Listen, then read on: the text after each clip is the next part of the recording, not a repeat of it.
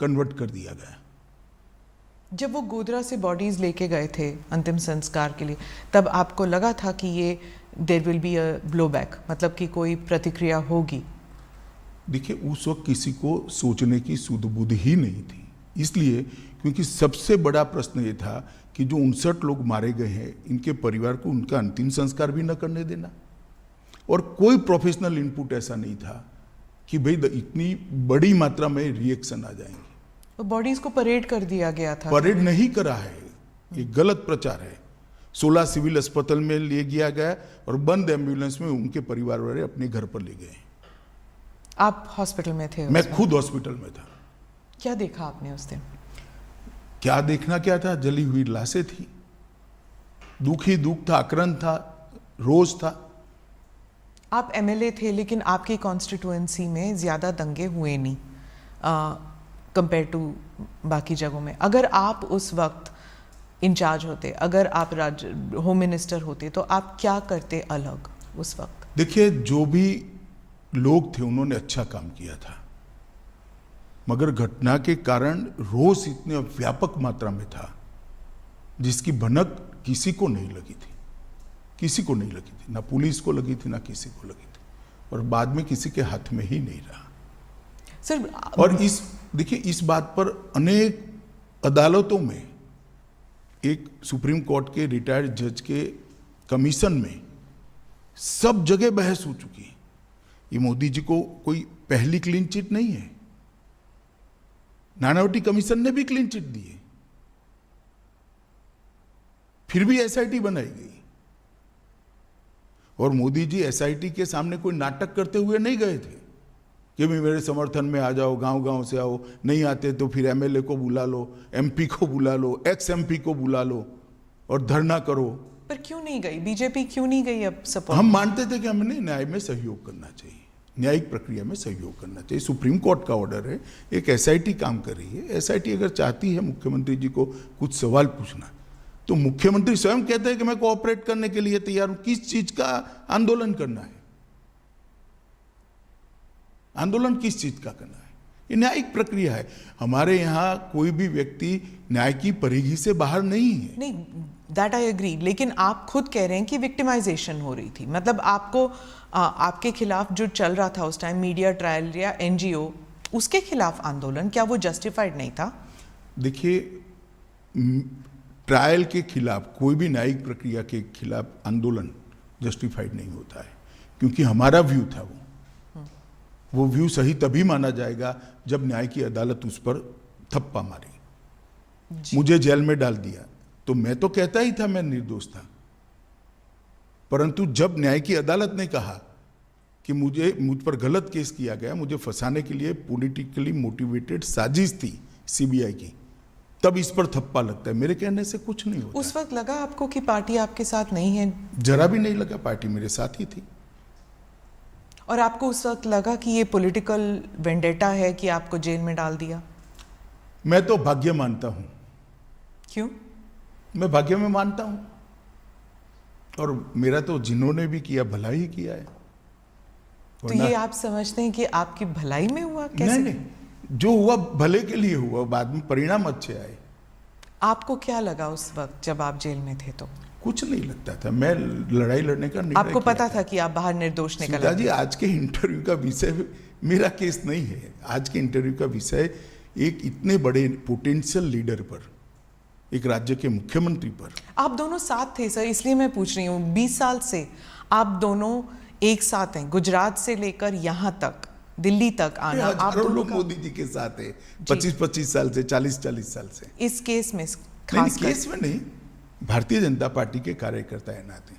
पर ये राइट्स को लेकर जब भी किसी को सोचा जाता है, किसी के बारे में सोचा जाता है, आप दोनों के बारे में, हालांकि आप उस वक्त सिर्फ एक एमएलए थे, लेकिन इस लड़ाई में आप उनके साथ थे हमेशा। नहीं तो लड़ाई मुझे लड़नी है, क्योंकि ये सत्य की लड़ाई है। मेरी पार्टी पर आरोप लगे, मेरे नेता पर आरोप लगे, मैं क्यों नहीं लड़ूंगा?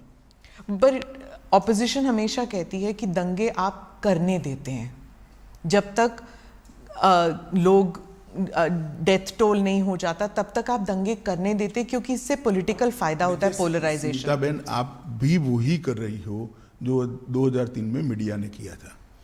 आपके पास इतनी बड़ी टीम है, भारतीय जनता पार्टी की कोई कम राज्यों में सरकार रही नहीं है। जहाँ जहाँ हमारी सरकार है वहाँ पहले कांग्रेस की भी सरकार थी, सपा की भी थी, बसपा की भी थी, तृणमूल कांग्रेस और कम्युनिस्टों की भी है। ठीक है, भारतीय जनता पार्टी का शासन का कालखंड और एवरेज दंगे और एवरेज हताहत होने वाले लोग और उनके कालखंड का आप निकाल दीजिए। आप मैथमेटिकल फॉर्मूला निकाल रहे हैं। मैथमेटिकल फॉर्मूला नहीं कह रहा, अगर हम स्पॉन्सर करते हैं तो दंगे ज्यादा होने वो चाहिए। दिखता नहीं है ना, वही तो वो कह रहे हैं कि आप जब स्पॉन्सर करते हैं देखना तो नहीं दिखता चाहते, आप देखना नहीं चाहते कि भाजपा के शासन में दंगे कम होते हैं। दंगे जब होते हैं, वो कह रहे हैं, ऑपोजिशन कहती है दंगों से फायदा होता है बीजेपी को, पोलराइजेशन से पॉलिटिकल फायदा होता है, इलेक्टोरल फायदा होता है। तो फिर हम ज्यादा कराते हैं, दंगे तो कम हो रहे हैं।